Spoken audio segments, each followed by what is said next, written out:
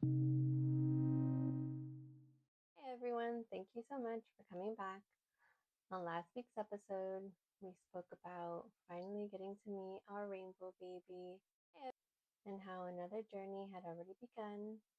My wife was very pregnant when we became moms, and we were just getting into the rhythm of feeding our baby, getting on a schedule. We were so excited even through all the fear and everything we had gone through with my delivery.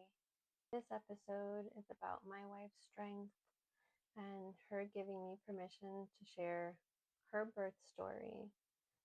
I spoke to her about coming on in this episode, but sometimes sharing our story isn't as easy.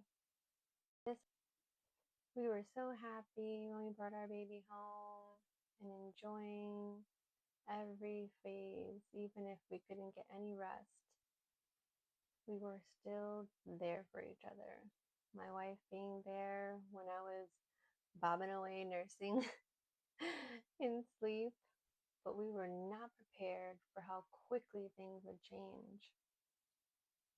My wife was being monitored closely by the perinatal doctor, and in one of the appointments, he realized that my wife's placenta wasn't giving the baby the substantial growth that she should be receiving. He advised her to see her doctor more frequently. When she would go, he would say that she was looking good. And then one day, when we went to see the perinatal doctor, he was like, "No, you need to see your doctor right away so that you can get the steroid shots to make the baby's lungs stronger." That caught us by surprise, but we did it. And my wife went to the appointment. I'm thinking that she's going to come home. And they admitted her to the hospital. We were a little scared, but we were always hopeful and positive. Sometimes motherhood begins protecting your child before they're even born. And we thought my wife was going to stay there on bed rest, like just until she was ready to give birth. And next thing you know, she's calling me. She's like, "Babe, I'm going to have the baby today. They're scheduling the C-section." And I was like, "What? What do you mean?" And I remember like being on the phone and pacing back and forth, like thinking of how to pack the bag, but where was I going to leave my baby? Where we live, all our family lives in the city. I called my neighbor. "My wife is having the baby today. Can you please come and stay with Zoe?" She was like, "Of course."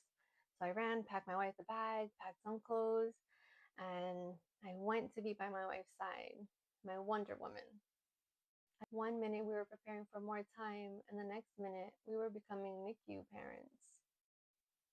I remember suiting up and my wife being on the table, and she's always so calm, so strong.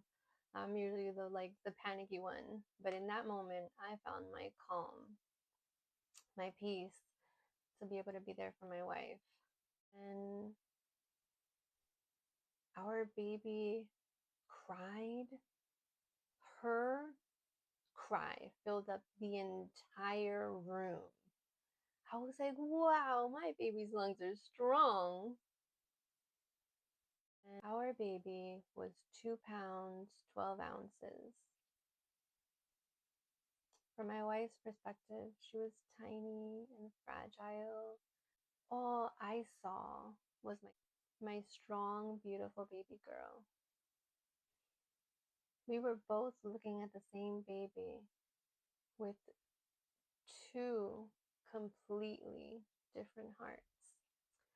Every day, our daughter Zoe and I would go visit my wife from the moment they allowed visitors to the moment they kicked us out.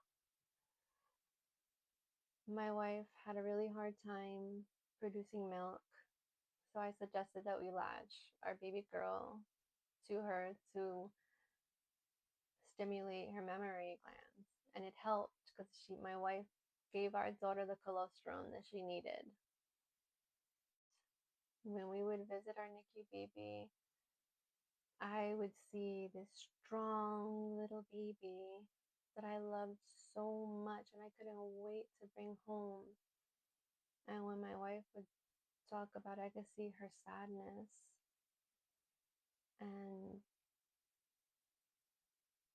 I I wrapped her with our love every time we would visit. And the hardest part was the day that we had to leave. I asked the nurse, can we please leave in a way that we don't pass by the NICU? Because I knew that that was going to be, it was already hard having to leave our baby in the hospital. But I know that passing by that NICU would have been even worse. In my mind, when we were going through this, I told myself, you can't break down. You have to stay strong. Because I knew how hurt and how sad my wife was. I didn't allow myself to break down because I thought that being strong was holding everything in. Leaving our baby was really hard. Going to visit her, taking turns, feeding her while FaceTiming each other, showing the baby, like, look at our baby's growing strong. It was the best. My wife was working hard at home, trying to pump milk, and we wanted our baby home as soon as possible. So I got to work and I started pumping so that my wife could bring milk to our baby to bring her home quicker, fattening her up as fast as possible. And when my wife went back, they were like, oh, Miss Geraldino, your milk has really come in. We were like, mm-hmm. I was such a proud mommy that I could give my baby the milk that she needed so that she can come home. Love found a way to nourish her. I remember the second day that she was born, they asked us if they wanted us to let them do a line through her belly button so that they wouldn't have to prick her every day. And every time I would see my baby, all I could think about was, wow, look at my strong warrior. Look at my strong Jay. She was brand new to the world and she was already going through so much. And I could see how strong she was. I knew how strong she was. Looking back on those times, it wasn't until talking to my wife about making this episode that I broke down, crying 6 years later, almost 7 years later.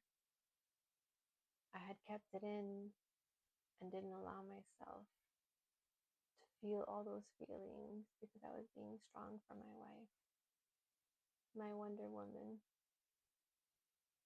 Our baby was surrounded by love by every direction. Visiting her and feeding her and holding her and seeing those little fingers. As my wife would say, she had fingers the size of a quarter, and her wrapping around them was everything. Seeing her gaining the weight that she needed was so reassuring, so calming, but it never made leaving her in the NICU any easier. I will never forget the day that we brought her home. It was the most exciting feeling knowing that our little puddin, I call her my puddin, I could have so many names for her, for both of my daughters. I got them matching PJs. It was November, so it was really cold. Fleece little pajamas. It was pink with little white polka dots. And I had them having matching hats. And Zoe and I went to go pick her up with my wife. And I remember holding Zoe. I had her in my carrier and facing the NICU window. And my wife was holding Jordan. I was telling Zoe, baby, look, that's your little sister. Baby, look, look at your baby sister. That she was smiling like she already knew. It was the greatest feeling knowing that she was coming home finally. It was the greatest feeling knowing that I was going to have my entire family home together as one. Our baby was so cute. She was like this little doll. My best friend came with her daughter to be there for us. My wife, because she went into labor early, we had a baby shower after she was born. So my best friend came to support me in that, and I remember my best friend holding her, and she looked like this cute little doll. She was so little. It was like it wasn't real. And my best friend took the greatest pictures of us holding our daughter, looking at her with so much love and happiness that she was finally here. Our daughter Zoe wanted to climb all over her, but because she was so little, she couldn't. So we would always put her right up against her or lay her for a little while on her, and Zoe would giggle and smile. She knew she was a big sister. After weeks of hospital visits, monitors, fear, and prayers, our family was finally under one roof. Sometimes strength doesn't look loud. It looks like pumping milk at midnight, driving to the hospital every day, holding your partner together while you're quietly falling apart. And sometimes it looks like a 2 pound, 12-ounce baby fighting her way into this world. And somehow we all grew stronger together.